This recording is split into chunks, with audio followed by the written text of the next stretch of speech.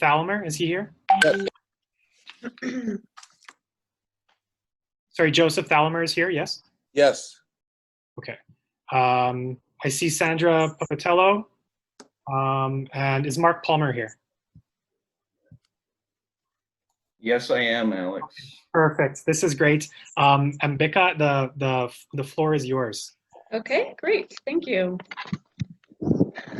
So first, I would like to extend a warm welcome to the participants attending this session on municipal finance and investment opportunities as part of the Habitat in Towns Collingwood World Summit. We live in unprecedented times. With the rapid growth in urban populations around the world, towns are increasingly exposed to climate shocks, disease outbreaks, and they are home to growing numbers of climate migrants. COVID-19 is threatening urban areas, including towns, around the world in ways we could never imagine. Along with COVID-19's detrimental implications for public health, the pandemic is disrupting economic livelihoods and municipal budgets while leading to overburdened public services. A recent report by the UN Department of Economic and Social Affairs finds that the pandemic is also reversing progress made to achieve the 17 Sustainable Development Goals. According to the report, now, due to COVID-19, an unprecedented health, economic, and social crisis is threatening lives, livelihoods, and making the achievement of the goals even more challenging. Marginalized communities in urban areas, including in towns, in both developed and developing countries, are among the most vulnerable to COVID-19, as they often live in overcrowded conditions with limited access to basic services. In addition, many have lost access to employment opportunities. Local governments, including towns, with their limited finances, can only do so much to effectively deal with the pressing challenge of navigating the COVID-19 outbreak. The budgets of municipal governments have been hit hard during the pandemic. In the United States, cities and towns can expect to face a $360 billion budget shortfall from 2020 to 2022 due to COVID-19. Such losses are leading to significant cuts in critical public social services, as well as layoffs and pay cuts for city employees. Thus, there is the need to ensure that under-resourced towns have access to financial resources, and this will be critical for them to have a proper response to COVID-19. In addition, we've seen an increase in climate impacts and disasters across the globe, which have wreaked havoc in urban areas. These climate shocks disrupt the livelihoods of urban dwellers, as well as service delivery networks. Climate shocks may also undermine the ability of urban areas to achieve their sustainable development goals. Channeling sustainable sources of financing, along with investments for green growth and for climate resilience initiatives, will be vital for towns and cities to not only build resilience to climate change, but to achieve their SDGs. Climate-induced migration is yet another pressing challenge for towns and cities across the world. According to the World Bank, the number of internal climate migrants could reach more than 143 million by 2050, with most of this migration taking place in sub-Saharan Africa, Latin America, and Asia. Given that the presence of international humanitarian organizations is especially strong in large cities, we must intervene beyond these large metropolitan areas to reach towns and secondary cities. Already, private companies are playing an active role in emergency preparedness and humanitarian responses in urban contexts. Private companies can bring new technologies, research and development money, and other innovations to their humanitarian activities. Given the complexities associated with the delivery of humanitarian and relief assistance to urban settings during times of emergency and crisis, multi-stakeholder partnerships that complement local government action will be vital in order to address challenges such as COVID-19, climate-related disasters, and climate migration. Local governments can build partnerships with the private sector, with international humanitarian organizations, with the UN, with global city networks and research institutes, with the goal to share knowledge and ideas, with the goal to channel financial resources to strengthen their capacities to provide services and infrastructure to their residents, and finally, to establish relief funds for periods of crisis. My hope is that the session on municipal finance and investment opportunities will give participants the opportunity to share their knowledge, experience, and insights on the important role of municipal finance and investment to create more equitable, climate resilient, and healthy towns around the world.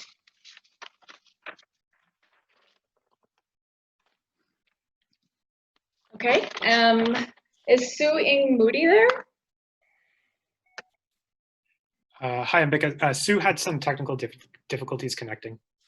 Okay, so is she gonna connect later? I do not believe so. Okay, so then Nasir Mohammadi, did I say that right? You did, and he also had technical difficulties. Oh, okay. Salamer. Okay, so Joseph Talamer. Well, hello, everybody. By default, I am here, so hopefully you don't want me to talk 15 minutes, but I'll get started and give you my best 5. I'm Mayor Joe Talmer from the city of Warsaw, Indiana, a rural community in northern Indiana. I'm also president of AIM, our state league of cities organizations, which stands for Accelerating Indiana Municipalities. Indiana is a very business-friendly state. It's made up of many small rural cities and towns, progressive micropolitan cities, and several major metropolitan service areas. Understanding that smaller rural communities typically don't have the economic diversity of larger cities and are hence more susceptible to the negative impacts created by shifts in increased automation and outsourcing in manufacturing processes, changes in consumer retail habits, globalization, advances in technology, negatively impacting the workforce and tax base in a less diverse economies typically found in small communities. As the workforce is now more mobile than ever, we are all now competing for workforce in communities with better housing, schools, better public safety, and quality of place amenities. Indiana recognized that strong regions give added value to the advantage of life in rural communities as a means to attract the talent necessary for skilled workforce. Regions can offer broader amenities with advantages of a small quality town of life. What followed was the realization that the states need to invest more in regional infrastructure. 5 years ago, the state of Indiana funded $40 million each for 2 separate organized regions who had formed partnerships for the purpose of funding quality of life enhancement projects to stimulate regional cooperation to improve quality of life and attract more skilled workforce. Multiple housing projects, public gathering venues, parks and recreation improvements, promoting outdoor healthy activities, as well as public arts were all invested across a significant number of small communities in 14 of Indiana's 92 counties. The Regional Cities Project, as it was called, was a huge success. The only problem was that the funding was not sustainable, as the original grants were the result of a one-time availability of surplus tax funds. With the success of regional cities projects, state and local leaders began looking for a mechanism of a more sustainable funding source. AIM, Accelerating Indiana Municipalities, leadership proposed an initiative called Investment Hubs at last year's state legislative session. Now, investment hubs are regionally formed by towns, cities, and counties who wish to collaborate together to locally raise revenue for both local and regional transformative quality of place projects. These regions are formed locally amongst communities that share workforce and commerce quite naturally. The makeup can be between several communities or much larger. Our city, for example, belongs to the Northeast Indiana Regional Partnership made up of 11 counties.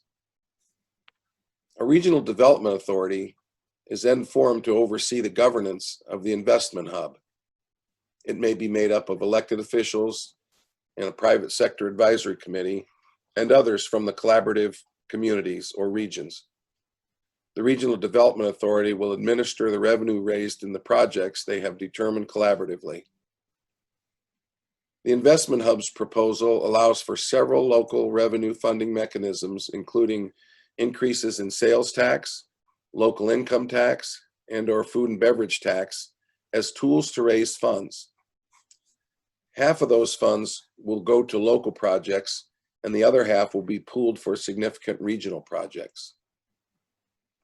Each participating taxing unit must pass a resolution to commit to one of the fundraising sources. The Investment Hubs initiative will continue to be refined as it goes through the legislative process. Some challenges include the hesitancy of locals to institute another tax that may not all be spent locally, or the hesitancy of state legislators to bless another tax, et cetera, et cetera. While I'm appreciative of the tax-friendly climate our state has built and the success it has had attracting investment to Indiana, we all have to realize the importance of investing in our regions and communities to attract a talented workforce for high-level jobs that is very, very competitive. And as a side note, I also believe the appeal of smaller micropolitan environments and rural communities over large metro areas that have been even more impacted from the COVID-19 health crisis and more recent social unrest gives those smaller communities a little bit of maybe a big advantage. So small communities with its attractive quality of life and being more affordable have new opportunity to grow. The key is capitalizing on the inherent assets of your community, but most important, creating a means to fund infrastructure and quality of place amenities throughout an attractive region in a sustainable way.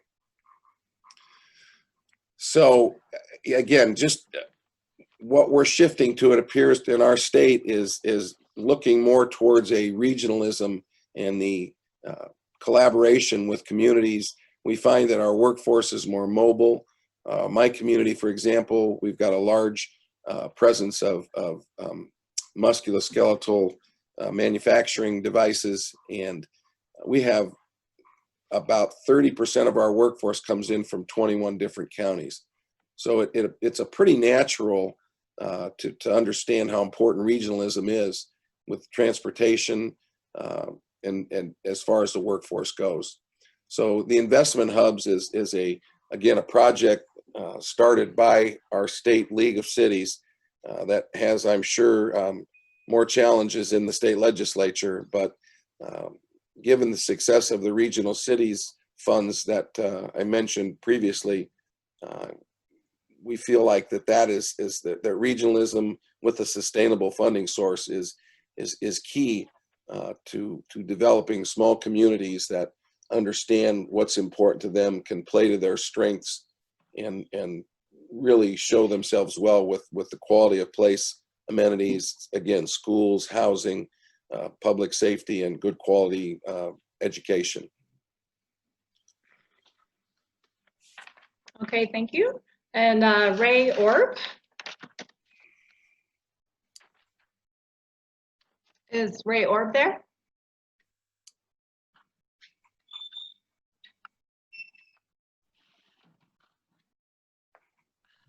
I saw him earlier, Ambika. He may have just been lost. We can circle back to him later on.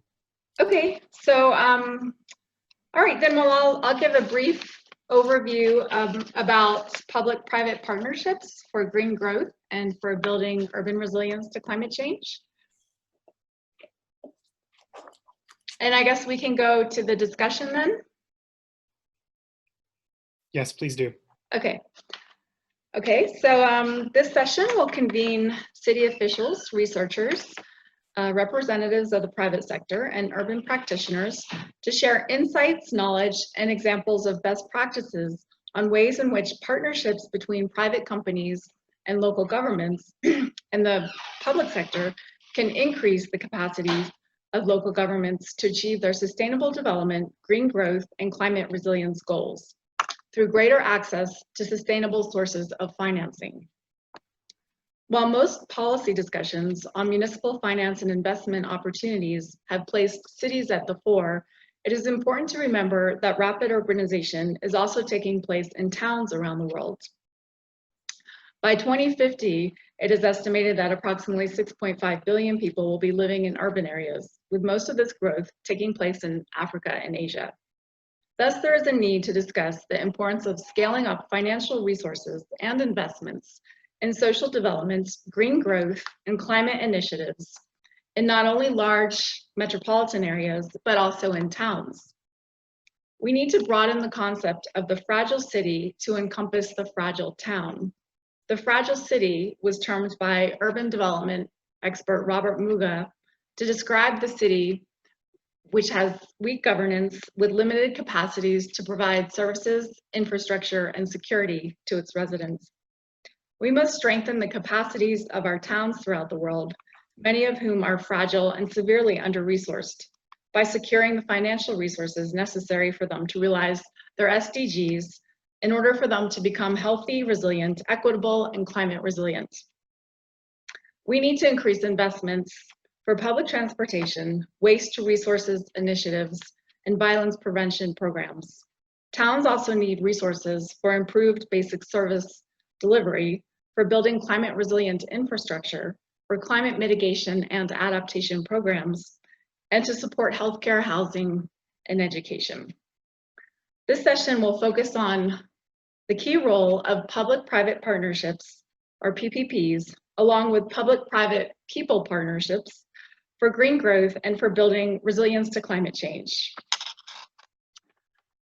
A public-private partnership is a cooperative arrangement between representatives of the public sector and private sector who work together in a collaborative fashion to provide infrastructure and services for the general population.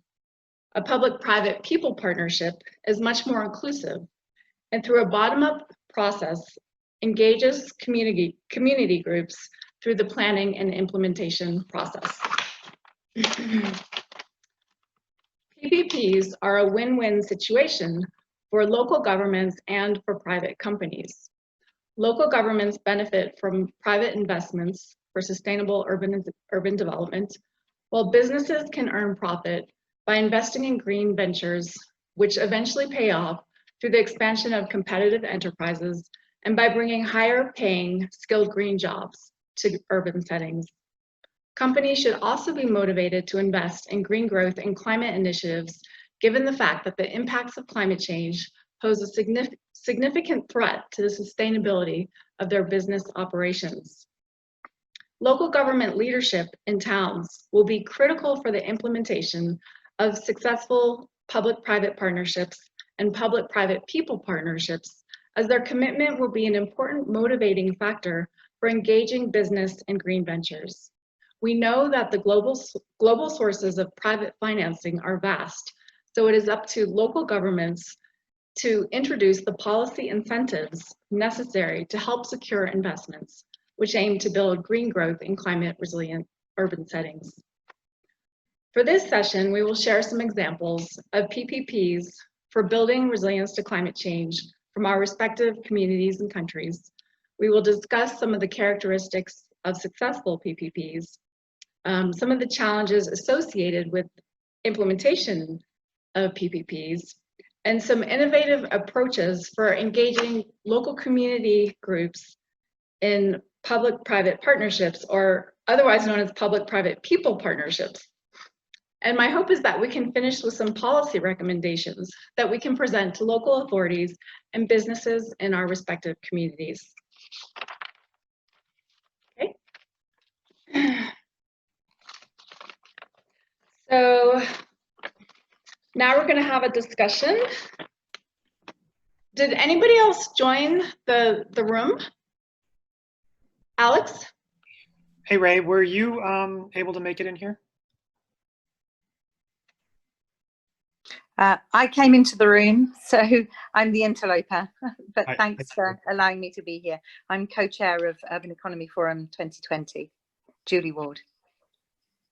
Okay, so I'm just kind of curious how many people are here, because I have a number of questions, and that will help me figure out, how much time we can give for each question? Hey, Ambika, there's 36 people in the room right now. Oh, I thought that was a short, okay. So, if you don't mind, if we could give the panelists just 5 minutes for their opening remarks, and then we can dive deeper into discussions. okay, yeah, that's right. Okay, thanks. So go ahead, Mr. Mark Palmer. Hello, everybody. Thanks for having me today. My name's Mark Palmer. I'm a business owner and a resident of Collingwood. I've been here for 25 years, and I'm also a professional engineer. I'm going to have a slide deck I'd like to present, if Alex could let me share my screen. And I'm going to do this right now, so hopefully everybody can see this. It's working, Mark. Thank you. We're good. Okay, great. Thanks, Alex. So my comments today are essentially speaking about small and medium enterprises. So I'm one of the business owners on the this panel today, and I wanted just to start off with some interesting statistics and facts about the importance of small business in Canada.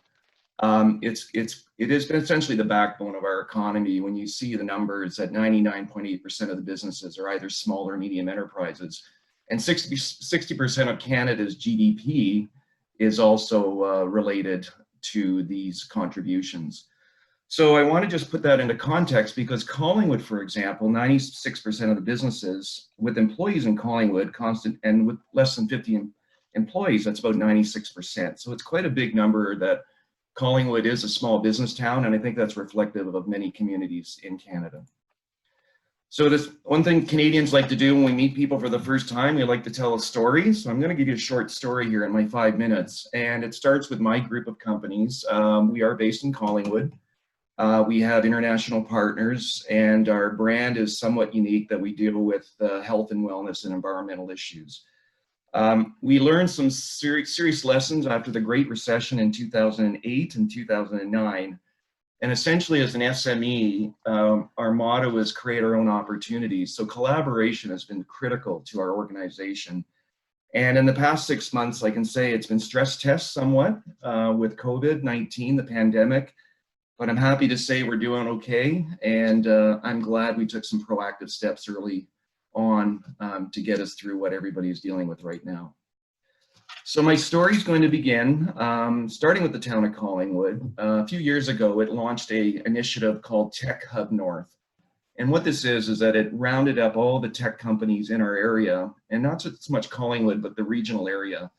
And we formed a consortium of banding together, advertising our employees, new openings, and also involved with the community events.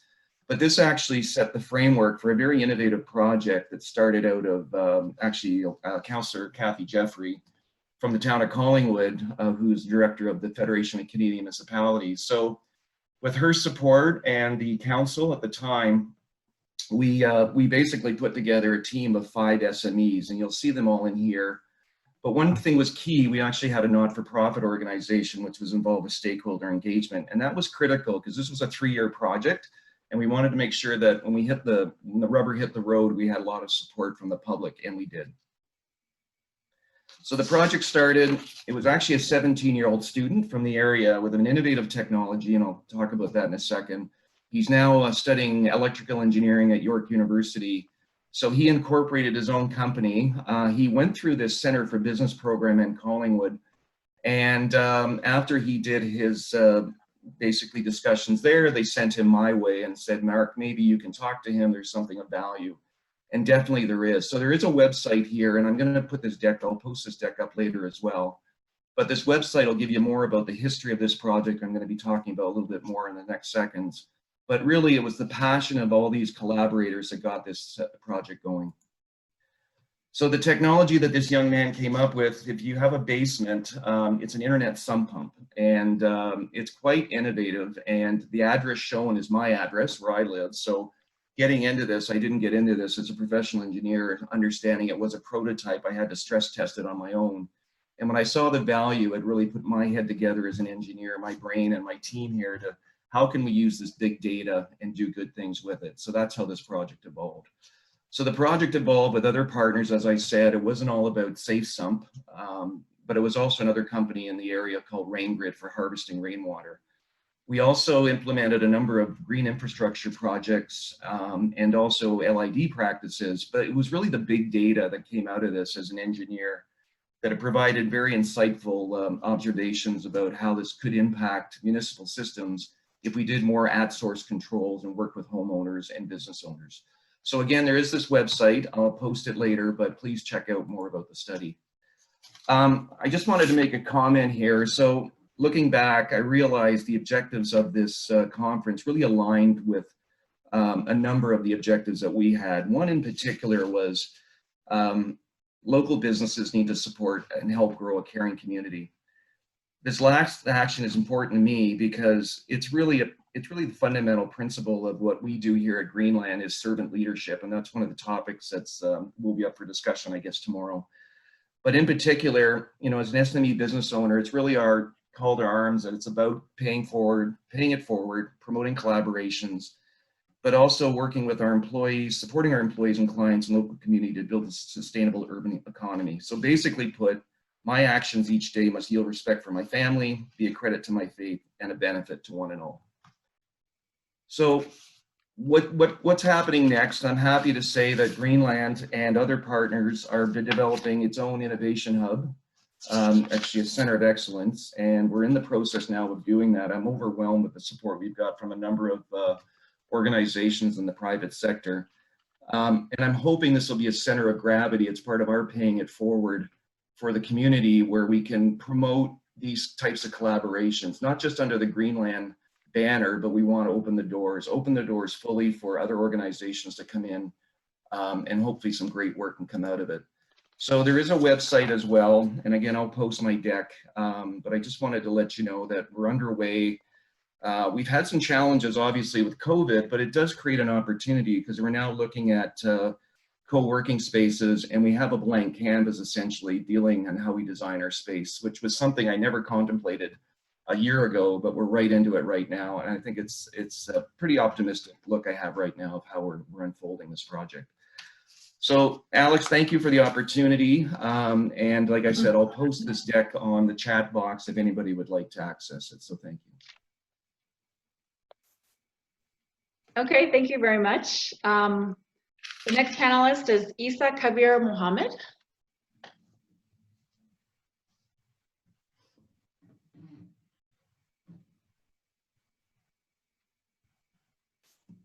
Alex? I believe Isa is on his way. Okay, so maybe we can then go to Sandra Pupatello, and then after, if Isa joins, we can have Isa give her talk. Hi, I don't have a big fish or a picture of a big Canadian to show, so I'm afraid I will prepare better next time, though. There were just 3 points that I wanted to make in my brief 5-minute presentation, and happy to go into more detail if we have any questions later on.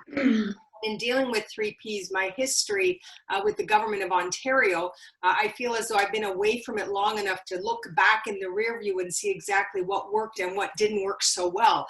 So if I had good advice for leadership, for those of us on the call today, is never say that what you're introducing is absolutely going to work, and be prepared for it not to, and also say up front that you'll be planning to make changes as you learn in areas that are new, like bringing forward more green initiatives to fight climate change and making it a part of the leadership decisions. 3 items that I wanted to mention, and one that the pandemic has shown more than other is the necessity for broadband, high-speed internet in every community, small and large. We certainly learned that it is an absolute necessity and part of infrastructure, and I don't think that we discussed it as basic infrastructure requirements, but we do now. So if I were leading small towns around the world, it would be my #1 focus if I had to pick one thing. I'll mention 3, but I'll also say that because we all want to fight climate change, we all want to do things in an appropriate manner, we pick so many priorities that we don't actually get any of them done.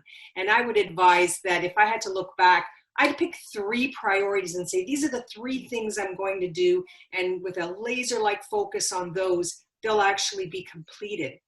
The second one is the language around vendor of record and how you use that as a municipality, small town, even big towns, frankly. But in particular, municipalities have the power to make change simply by the language they use in how they'll allow procurements through their community. So you set the bar on what kind of a green company is allowed to sell you things or provide services for your community and citizens. And in so acting on that language, the companies have to have a green history themselves, provide you with a service in a green manner, etc. And you can make significant change in how companies deliver their service because you set the term. So that language in your vendor of record is really important. And the third item, with my own experience in the government of Ontario, when we initiated the Green Energy Act, is have your town or community be that beacon to say, here's how we can provide green energy, and that all of the public spaces, in fact, are becoming turned over into green energy. Now, every community is going to be different depending on where in the world you are. And often the generation of electricity is at a provincial, state, national level and not necessarily local. But in almost every instant, it's that top-down policy of wanting to generate green energy that those small towns can tap into and say, here's policy that can work for me as a small community to start turning my energy source to green. Whether that is using windmills, solar panels. The beauty of 20 or 30 years of green energy generation is that the pricing is so much better than it ever was. It's actually affordable to do it now. And developing policies at a local level, so your public spaces, libraries, town halls, any public space is actually fueled by green energy is a great example. And all of these things will lead, frankly, to zero emissions from those communities eventually. So lots of other ideas. I hope we do get to a Q&A, and I'm glad to participate today. Thanks, Ambika. Yeah, thank you. Okay, so did Isa return to the session, Alex? Isa, have you been able to make it? I do not see him here, but I'm working with my colleague to... I'll try to call him. Perfect, Krishnan, thank you. Okay, well then we can go to Councillor Matthew Brown. Hi everyone, good afternoon and welcome from the United Kingdom. I'm a council leader for Lancashire in the northwest of England. I also do some work for a think tank called the Democracy Collaborative to promote community wealth building. Yeah, we're in quite a very difficult situation across the globe, aren't we? Because we've had this pandemic, which is going to lead to potentially another economic collapse. And in the United Kingdom, we had austerity for 10 years, which followed the first collapse of 2008, the Great Recession that was referred to earlier. So this kind of systemic dysfunction tends to affect communities like mine in the north of England, which are traditionally quite poor, deindustrialised, and again more likely to have issues with the climate in our areas and other things really. So we want to try and pursue quite radical solutions that are actually going to get us out of this and do it in a way where we have more resilience within our communities and local economies. So the strategy we've had in Preston, in Lancashire for the last 8 or 9 years is known as community wealth building. So it looks at a number of levers to try and put more democracy and more ownership of our local economy to actually benefit the environment, to benefit people socially as well, through a number of strategies using a number of institutions. Because as an authority in Preston, we're quite small, so we've got to work with our anchor institutions and our business community. So we work with universities, hospitals and others to try and bring about that transformation.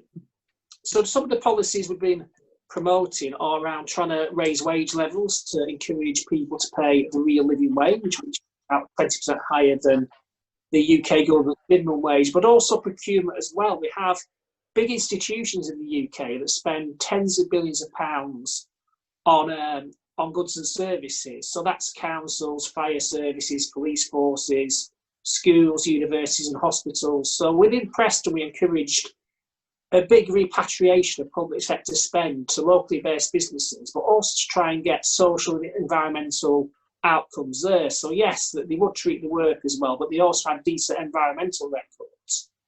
And that has been trying to put more money into grounded companies within Preston, because what you find is that every public pound that goes to a local business or a not-for-profit business or a cooperative, what you find is that 52 out of every pound stays within the local economy. If it goes to a corporation, it's about 33p. So you see a wealth extraction out of our community.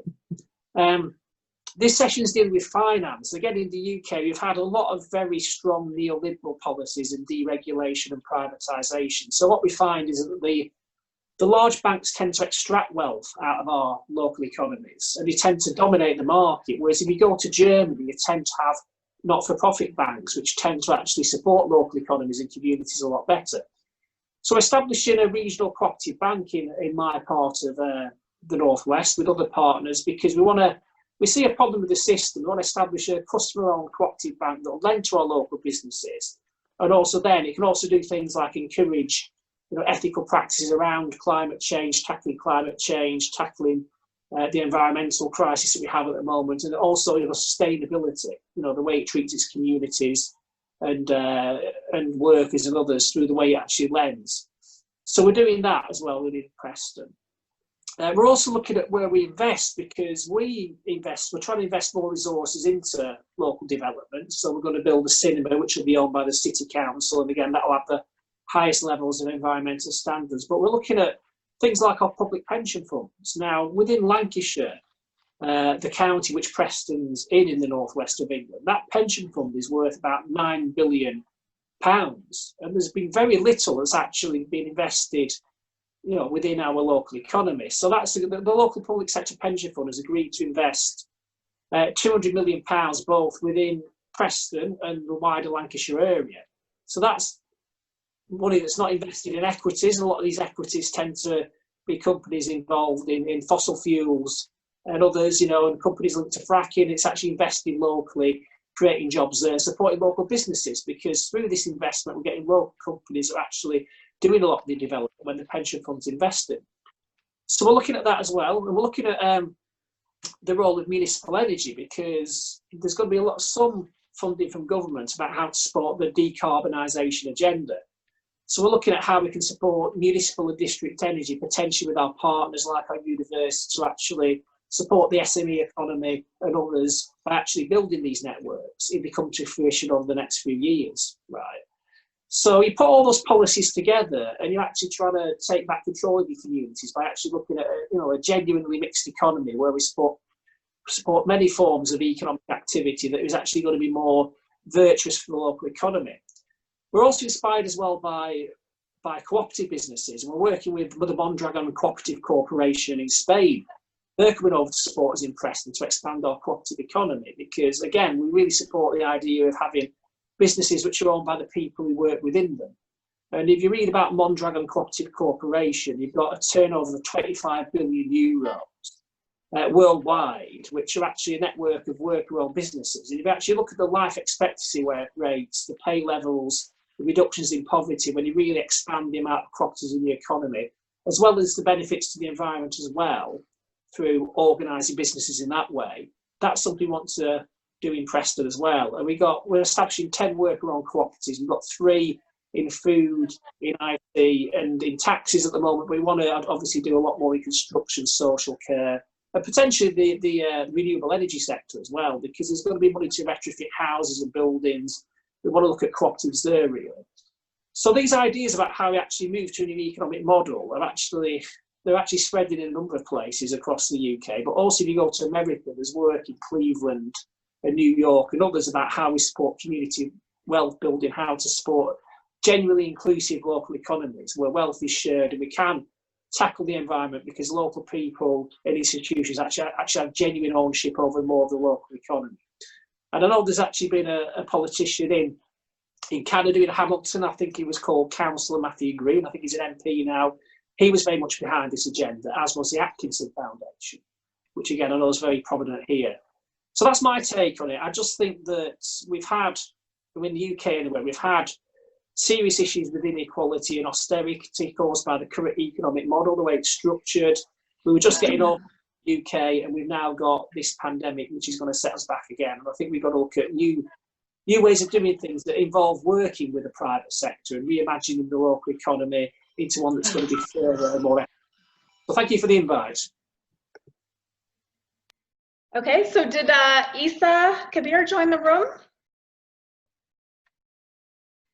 Spoke to him. He's waiting for a light to come. He has some power problems where he stays. Oh, okay. So he's struggling with the generator, you know. Okay. And yeah, I think he may join us anytime. And Becca, before we move into the panel discussion, I do notice that Mr. Ray Orb is here. Okay. So Mr. Ray Orb, the floor is yours. Yes, thank you very much. And I think in this discussion, I might be a bit of an anomaly because I represent the Rural Municipal Association in Saskatchewan. And I'd just like to say that because urban and rural economies aren't mutually exclusive, a report of the Federation of Canadian Municipalities indicated that rural communities across the country generate nearly 30% of the national GDP. And in some provinces like Saskatchewan, that figure is much higher. And it's because of resource development that happens in our rural communities, resources like responsible oil and gas development, agriculture, mining and forestry. And Canada's oil and gas sector contributes nearly 10% of the GDP nationally. Oil and gas exports in 2015 was over $81 billion. And so the agriculture and agri-food industry also contributes over 110 billion annually to Canada's GDP. And Saskatchewan, for example, is home to the world's largest producer of potash and the largest primary uranium mine, second largest oil producer in Canada, and home to 40% of Canada's farmland. So you can see how important a province like Saskatchewan is to the nation. So we've experienced here as well the concerns with supply chains and getting goods to market even before COVID-19 hit. And in times like these, we recognize how essential these communities are across the province and the country. And these industries need support and stimulation as they are essential to the national economy. Municipalities shoulder 60% of Canada's public infrastructure, yet with access only to between 8 and 10 cents for each tax dollar. In rural communities with fewer ratepayers already feel a pinch, and with added financial uncertainties brought on by the pandemic, rural municipalities are rightfully concerned about the loss of tax revenue. Rural communities are unique when compared to urban centers in that they have small populations, larger land bases, and growing responsibilities for the country's exports. Rural Saskatchewan, for example, has the largest municipal road network in Canada at over 162,000 kilometers. Roads in rural areas are deteriorating partly because of heavy use by industry. To fix the current deficit of infrastructure projects, we would need about 43 million per year over 3 years, at least, to get back to normal.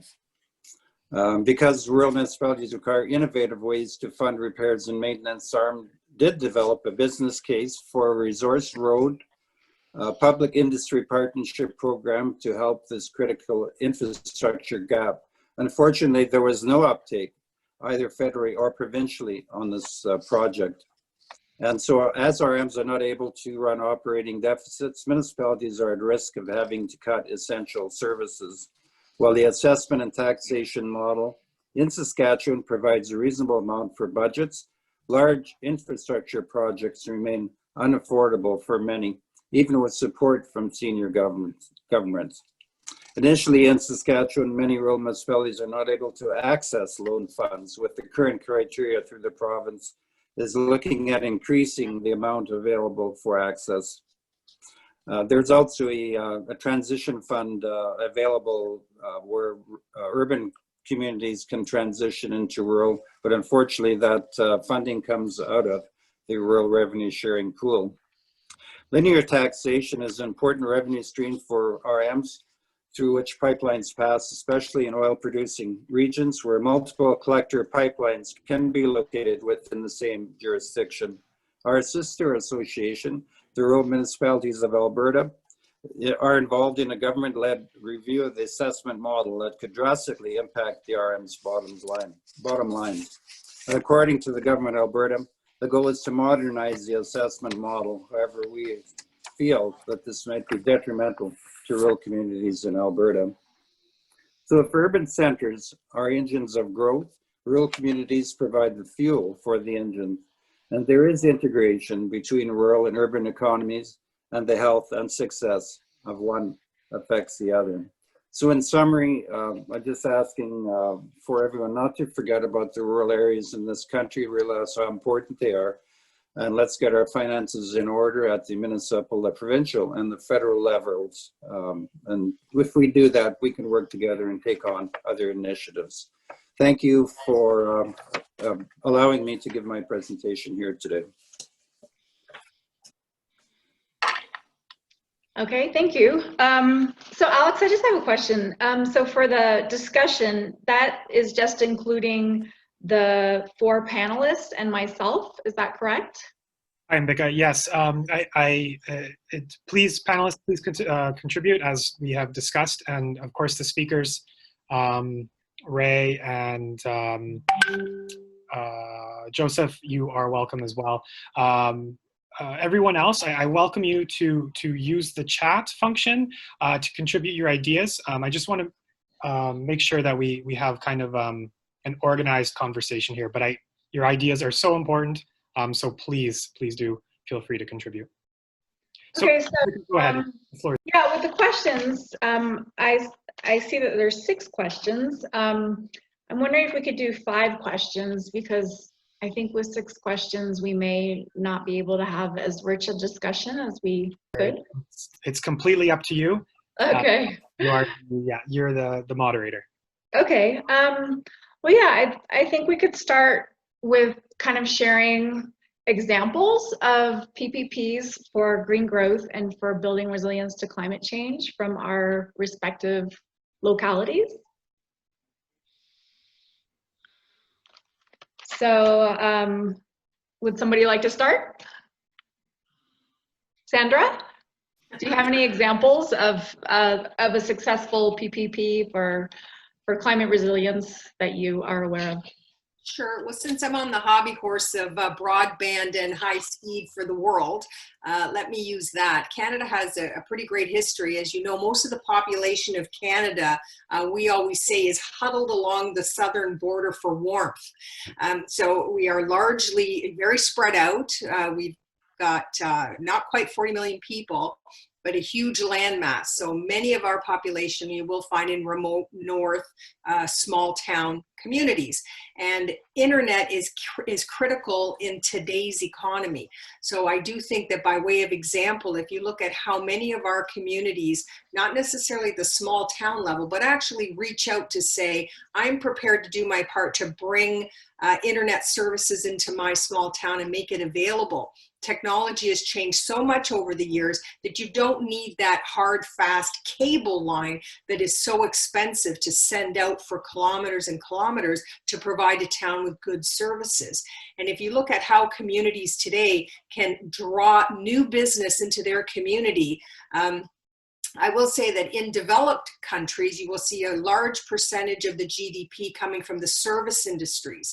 And as countries continue to develop, that will more and more be the case.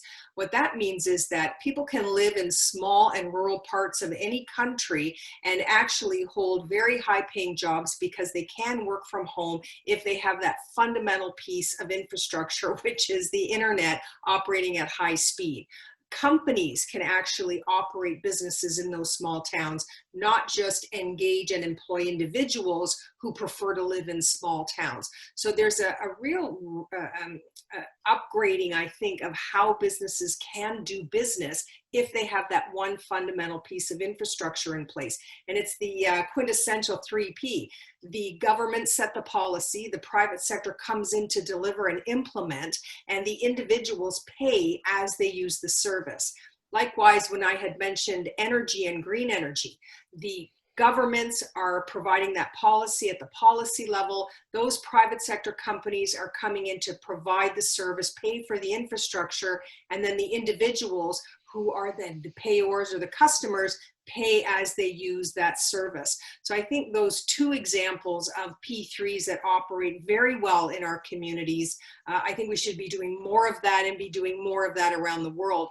Governments the world over, especially post and during this pandemic, they simply don't have the resources, and they should be reaching into, as was mentioned by our speakers, pension funds who are focused on investing in green areas, individual companies who want to invest in green areas and are prepared to do so. Okay, thank you. Ray?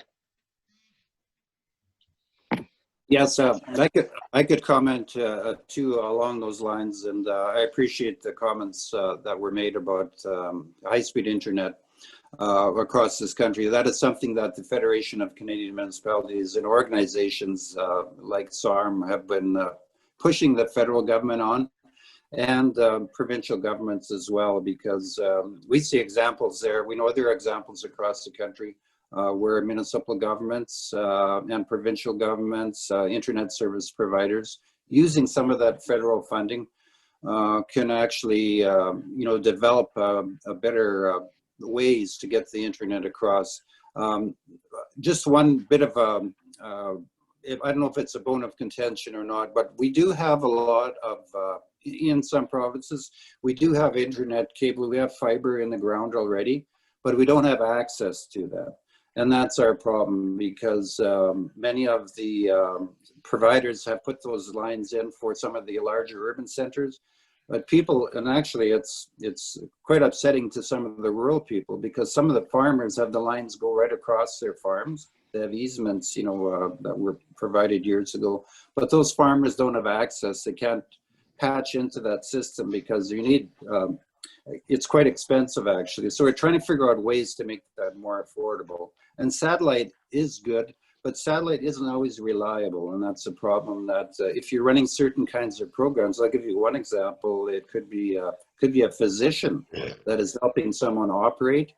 Satellite can be sometimes patchy, and it's very crucial that we have fiber wherever it's available to be able to use that. And I think it can complement the satellite distribution as well. So thanks for that. And I think P3s or P4s, as we tried to call them, are a good example of how that can work. Okay, thank you. Matthew Brown? Yeah, I mean, the example I'd like to give, it's not a formal PPP, but in Hackney in London, the mayor there's establishing a municipal energy company, which is fantastic. So they're generating energy for the community and businesses from its own buildings through renewable sources, solar and other forms. But obviously they've been working very strongly with the local business space to make sure that they're involved through the local supply chain. So I think examples like that are fantastic. And there's a lot of comments before about the SME sector, that making up over 99% of the country's economy in Canada. It's exactly the same here in the UK. And obviously, I think through having very entrepreneurial local states in cities, we can really support our SME sector when we're doing things like supporting developments like the Hackney energy company that's been established to supply energy to all the residents and businesses there. So I think that's a really, really good idea. I do also think this movement to divest from public pension funds from companies that are fossil fuel companies like Shell and BP and others, I think that's very positive and can lead to more sustainable developments in communities anyway, because pension funds in the UK are worth 340 billion, and there's lots of support from many councils as well as trade unions who represent the members who are going to receive the pensions through these investments, and they actually want them to invest in more conventional developments in regional economy locally rather than in extractive fossil fuel companies. So again, I think that's something that potentially can really regenerate that sector, the environmental sector, the renewable energy sector in all countries. Okay, thank you very much.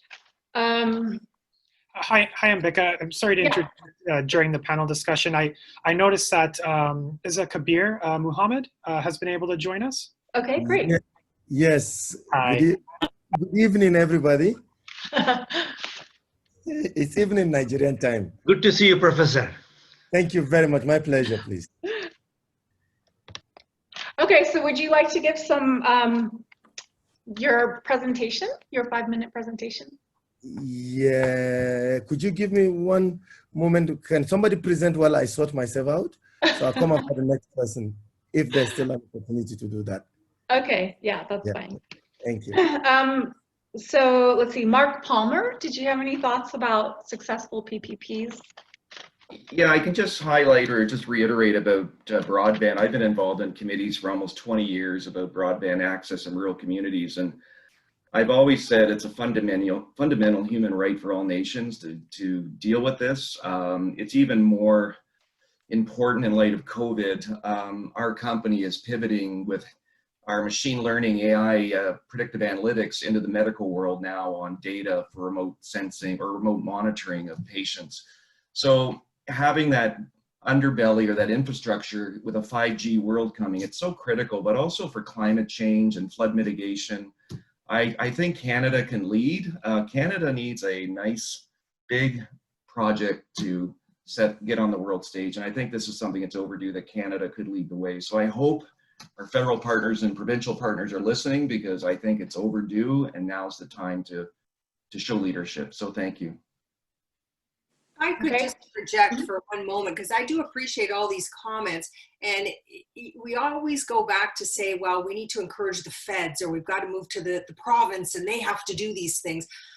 That's all true, because those governments tend to have a lot of big bucks to put into these kinds of projects.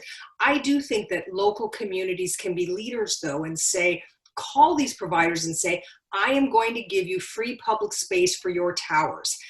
They should say, we want to partner with you and bring fiber to every local library, and then have the residents be able to tap into the fiber that the municipality is paying for their own community. So there is a way for local towns still to be leaders and use funding obviously available from other levels. But maybe it's because I was at the provincial level, I was always a bit, you know, you put your back into the seat where everyone expects you to pay for everything. But in fact, these 3 Ps mean that many, many levels can all participate and just get the company over that edge to finally be able to provide the service. And I think you're right. You've watched this for many years, more than I have, but technology changing the way it is, we finally have an opportunity to actually bring, you know, high level, high speed services to places that never had them before. So it's almost like we're right at that point, and let's just do it. The pandemic certainly taught us why online studying is critical, and certainly healthcare, it's always been there. So I hope that we use that. I'm not sure every country in the world is at the same place that Canada is at, as some are certainly ahead of us. But knowing how dispersed our population is, it should become the paramount conversation now, is how we do this in short order. Okay, thank you. Isa, are you ready for your presentation? And Bika, I would have a few words to say if you hit. Oh, I'm sorry. I would like, but because I kept thinking, great presentation, Mark, but there is a big, this is a huge opening in terms of partnership between First Nation and rural municipalities. Like more and more they are partnership, but if there's an area where it would be promising and where we should do it, is definitely fiber optic and broadband. Like, because you're right, like the example of a doctor, there's nursing station. I mean, we do partnership in areas such as safety, water plant, more and more recreation. Can't see why we couldn't do it with the internet. It is so expensive.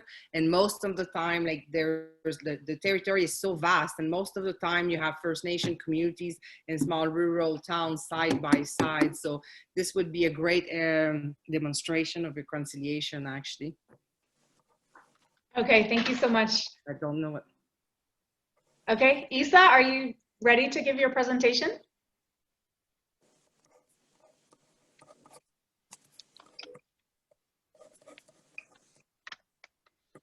Okay, well, I think we can go to the next question then.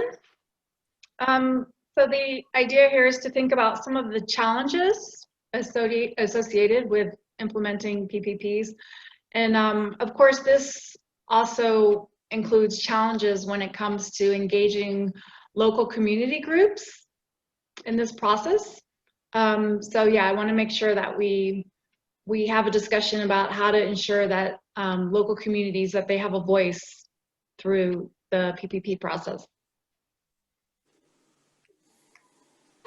Okay, Sandra, do you have any thoughts? Sorry, I had to make sure I'm unmuting myself there.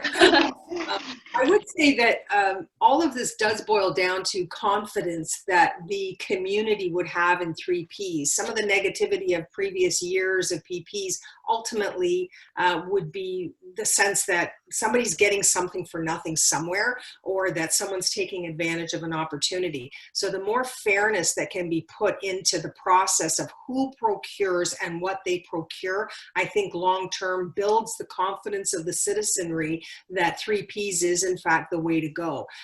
You know, internationally, there are things like corruption scales, for example, and you want to be in a community that is high up on the list of fairness when it comes to procurement. There are organizations like the one in Canada, CCC, or the Canadian Commercial Corporation, which allows companies to go and do business with countries via this agency, so that there's a sureness of being paid on time, and that the rule of law would exist in these countries. And if that's a problem, then organizations like EDC, Export Development Canada, or CCC would actually help companies participate. It gives them confidence that they're working in an environment where there is rule of law. That gives places the opportunity for capital to come in that's never come in before. And I think that coming out of the pandemic, that access to capital is a bigger conversation than we've ever had. And organizations like Canada's version of EDC or CCC, they will play a larger role. The UK, the US, they all have examples of those same types of agencies. And some discussion might be around how those agencies can perfect that role of bringing private sector money into these public projects. Perhaps going into projects that they never would have used the private sector for before, but in this lack of money that's going to exist for governments coming out of the pandemic, I think this could be a really key conversation with those agencies. Okay. Justice Talmar, do you have any thoughts about some of the challenges, and how do we really engage local community groups in this process?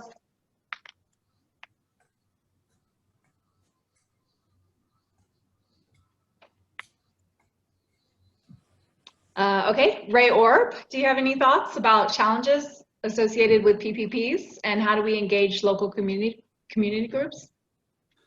Yes, well, I can tell you what not to do.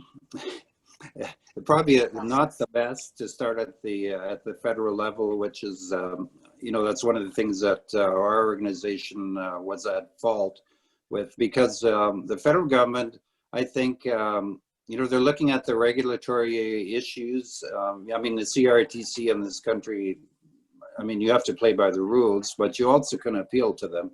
But I think the key is going to your local communities. We have many of them now that are interested in this, and we convinced our province to, and they haven't done this yet, but we're still working on this, to try and set up about 6 pilot projects around southern Saskatchewan is the main issue, where we have really poor coverage of high-speed internet.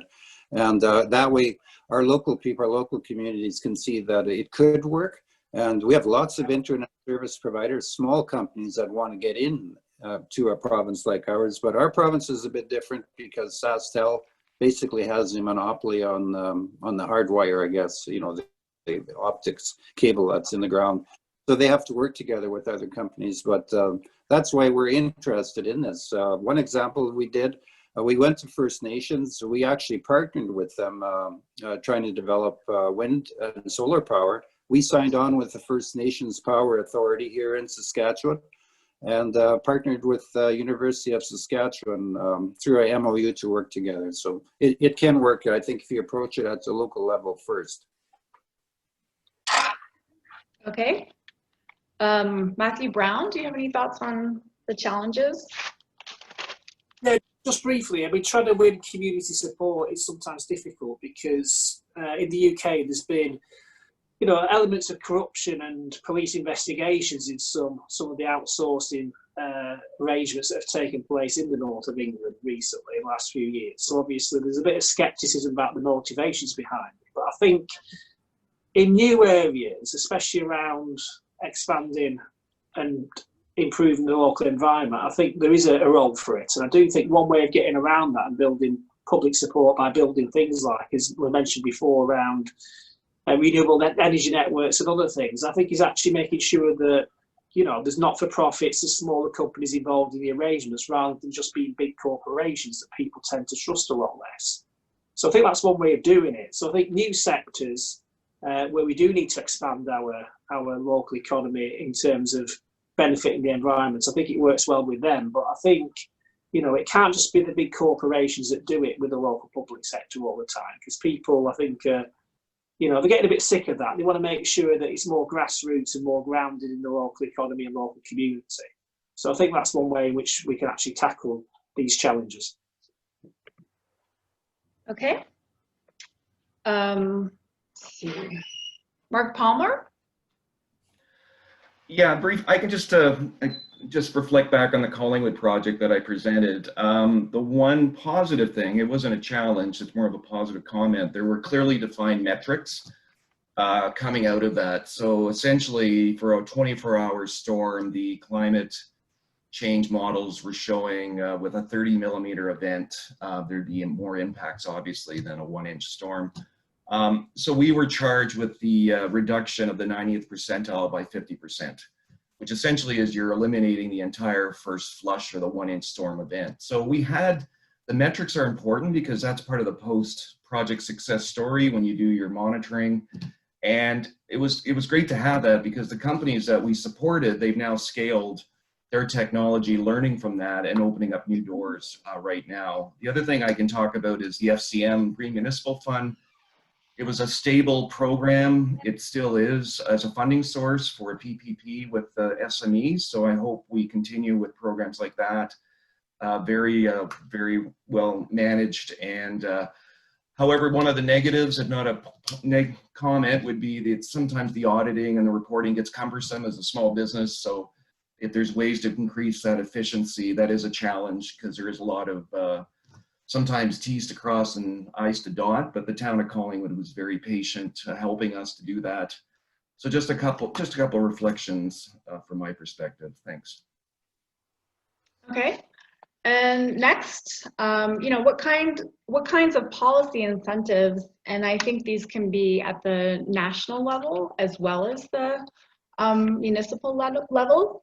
So what kind of policy incentives can local authorities introduce to help secure private investments for climate initiatives and for green initiatives?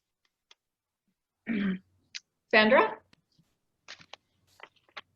Hi, thanks. I think depending on what the service is, the support from those local governments can be varied. So for example, if it's a climate initiative like planting trees, the town of Essex through Essex County, the Conservation Authority actually provides a decrease in property tax bills depending on how many trees you're prepared to plant. And it's a very, very useful project because people get there's up to 75% off of the tax bill, which is a huge incentive to plant trees in a zone in the province of Ontario that is almost all denuded of trees. So it's important. So that's an interesting incentive. And then as far as broadband, as we spoke of before, the assistance in where towers are going to be placed and how much that charge would be back to the company is another type of incentive.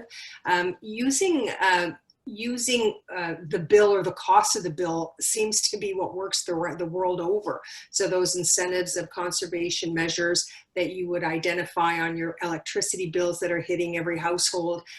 We have a capacity now, given the way we communicate, to give very specific messages to every single resident of your town. So never before have we been able to talk so one-on-one with our constituent, and taking advantage of that with an offering of savings, I think works. And it's certainly proven to be the case in the province of Ontario and in cities like mine, the city of Windsor, where if you do do X, you will get Y. And unfortunately, it all comes down to the dollar, and that's probably the one that we use the most but works the best. Okay, thank you. I believe Isa Mohammed is back in the room. Is that correct? Yes, yes, I'm back. Okay, great. So would you like to give your 5-minute presentation? Oh, sure. Thank you very much. My name is Professor Mohammed Kabir Isa. I'm a scholar with the Ahmadu Bello University Zaria, with specialty in, well, local government, economies, and politics of administration. With the local government in Nigeria, which is the third tier level of government by statutes of the constitutional provision, the local government gets a chunk of about 20.2% of federal accrued revenues, and then it has capacity to also raise its own internal revenue. What has worked for the local authority, unfortunately, is that they've been at the level of PPP, been able to work only at the level of trying to raise their revenue profile. But aside that, they have not been able to do anything. It's incisive to note that Nigeria's population, for example, is about 208 million, and about 47% of that population is the rural population. Nigeria is a fast urbanizing economy and country. Virtually everybody is moving towards the city. The attraction is towards the cities. And that is creating a very big challenge for municipal administration, and on the other side, for rural local administration, because largely people are leaving agriculture for the attractions of urban center, and the economy is largely agrarian.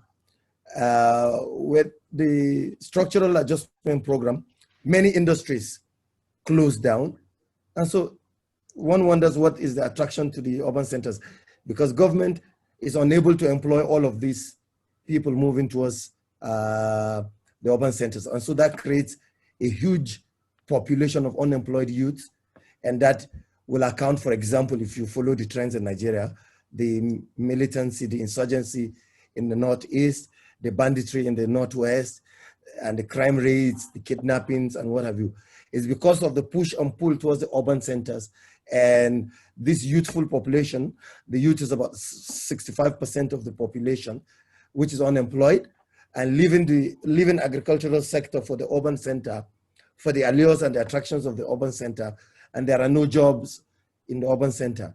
And agric, which is supposed to employ, is not attractive to the rural, to the population, the youthful population, which are supposed to be engaged in the rural areas. And again, if you look at in terms of housing, for example, largely land is communally owned in Nigeria, especially in the rural areas. While of course constitutionally, land is owned by the Federal Republic of Nigeria, administered by the regional government, which we call the state, on behalf of the federation. And so titles and deeds to land are issued at the regional level on behalf of the state. And local government gives some form of titles. But the local authorities don't build houses. They only try to build houses for their staff. And aside that, land is communally shared and owned at the rural level. However, land to agriculture is the difficult thing. It's not readily available. It's not easily available because land is communally, claim to land is communally owned. So there are groups and families who own titles and deeds to communal lands. So if you're coming to the rural area, you need to get clearance from the local authority, from the regional government, and from families or groups who hold special titles to land. And that also affects building properties, building land, acquiring land for agriculture, acquiring land for industries. You know, these are major challenges. However, the Office of the Vice President, which is in charge of economic planning, is trying to come up with some checklist of, you know, ease of doing business and remove a lot of these bottlenecks that impede smooth investment and business at the rural economy. But be that as it may, these challenges are still there because at the rural level, even if you get there, labor is not available, you know, so you need to attract labor to the rural economy. The local authorities are doing very little. They rely on federal subvention from the federally accrued revenue, and they use that to pay largely salaries, with very minimal available for capital investment in infrastructure, in education, in health, in industrialization. The large chunk of the federal accruing revenue goes to overheads and recurrent expenditure, and which is bad because very little accrues to capital expenditure in the rural economy. And so this is largely the picture in Nigeria. And very importantly, this affects the environment in a very negative way, because there's very little and there's very limited concern and policy focus on the environment. And this is a very, sad turn for development at the level of environment. And so a lot needs to be done to get policymakers to factor in environmental impact assessment and environment as a factor in planning, as a factor in policy and other issues. And these are the major challenges within a short limit of time. Thank you very much. Okay, thank you. So is Joseph Talamer still in the session? Sorry, please? Oh, no, thank you very much. Yeah. Is Joseph Talamer still in the session? Okay. Let's see. Mark Palmer, did you have any thoughts about policy incentives? No, I don't, but thank you, no. Okay. Ray Orb, any thoughts about policy incentives? Yeah, actually I do, because I mentioned earlier on, the federal government's universal broadband fund. So we've been waiting quite anxiously for the federal government to announce that. And of course, COVID-19 has brought the importance of that federal funding to the forefront. And with that also, there is a provision in the federal infrastructure program, Investing in Canada. That's something that FCM has lobbied for, because obviously the ability to be able to transfer data and to communicate with high-speed internet is part of infrastructure. So it should be part of the federal infrastructure program. And lastly, Canada's economic recovery plan, which is something that FCM lobbied for. If you might recall hearing that the federal government announced a quite substantial amount of money. There's about $19 billion in that total fund. And municipalities, when they start to receive some of that funding, it could be through the federal gas tax program, which is something we know how much, per capita that each municipality would get. Some of that would be able to be used, hopefully, for things like high-speed internet and be able to, partner with other companies. So there's lots of policy there. It's just to be able to utilize that and for the federal government to start pushing that funding out as well, and the provinces to sign on to it. It's very important. Okay, so let's see. I think we can round up now. Did anybody have any last thoughts about policy incentives to secure private investments for climate initiatives and green growth initiatives?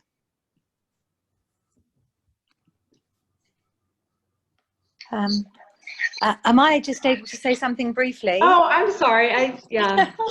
Okay. Yeah, I'm chairing one of the next panels, but I would just like to just talk about, at least put in people's minds, the idea of social enterprises. I know that Matthew Brown, who's a friend of mine, who's doing fantastic work in Preston, talked about cooperatives. But the word social enterprises, often people don't understand that to mean business. Well, I ran a social enterprise, and it's resilient, and it's still continuing 30 years later. And social enterprises are business. They have to run on in a business-like way. So, and I've just come up against so many misunderstandings about what social enterprises are, but they are businesses, and we should be encouraging more social enterprises. Okay, thank you very much. So yeah, I guess to round up, I think we all agreed that bringing internet services, connectivity to municipalities is key and crucial. And of course, ensuring that there's a connection to federal resources for that is also crucial. Matthew Brown also talked about the need for pension funds and to have those pension funds be directed towards local development initiatives. And we also talked about the importance of local community ownership and the importance of fairness through the process. And also the importance of mainstreaming environmental factors through all planning and implementation processes. So David, did you have any final thoughts as well? David's my research assistant. Okay. Hello, everybody. It's good to have us. I've really gained so much from our contributions. I'd like to bring us into the challenges. Things basically, we'd like to look at, most importantly, due to the fact that PPPs are rather complex contractual agreements, many procurement officers simply do not have the necessary expertise. And also, the establishment and management of PPP is fairly expensive and risky. So as a result of that, many agencies are simply unwilling to assume that risks. So we also would like to look at the issue of good governance and public acceptability, which give rise to the vicious cycles that include weak institutions, lack of transparency, popular distrust of the adversarial consultant at the expense of the consumer, and also governments losing political will to promote PPP. So I think that might do. Thank you, Ma. Okay, Anantha Krishnan. Okay. Anantha? Should I still like? I just wanted to, remind us that, there was a presentation from Nigeria and most of the other presenters from Canada. There's a similarity between Nigeria and Canada that it's worth reminding ourselves, because both are oil nations. So the oil revenues.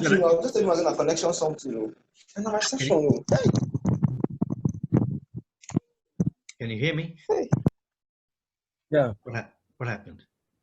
Continue, Ananta. We can hear you. Yeah, sorry. What I'm saying is that both are oil nations, Nigeria and Canada. So there are revenues accrued to at the federal level. There's a mechanism for distributing it, as you mentioned, at the local level. So there's always a competition as to who gets what, how much, and at what not. You see. So, like for example, when you're the insurgency management, the northeastern provinces got some more money from the oil money. So I'm sure when COVID, Canada gave some money from the oil revenues. One may have to learn lessons from how the oil revenues at the federal levels can eventually, be used for sustainable development, which is eventually anti-oil in a way. So, I mean, one would like to look at it as well. Yeah, that way. Thanks. Okay, thank you. Any last words from anybody else? Okay, thank you very much. Thank you. Thanks everyone for joining the session, and thank you so much, Mbika, and all the speakers and panelists. Just so you all know, I did share a link to our resolution in the chat. Please have a look and share your comments. The instructions are on the document itself. We really want to include your comments and your remarks on our resolution, and for you to put your footprint on that document. So we are going to go on about a 15-minute break here, and then we're going to reconvene for the final sessions of the day. So you're welcome to kind of choose any room. You're already part of the Zoom meeting, so you can choose any room you so wish. I'll see you all in about 15 minutes.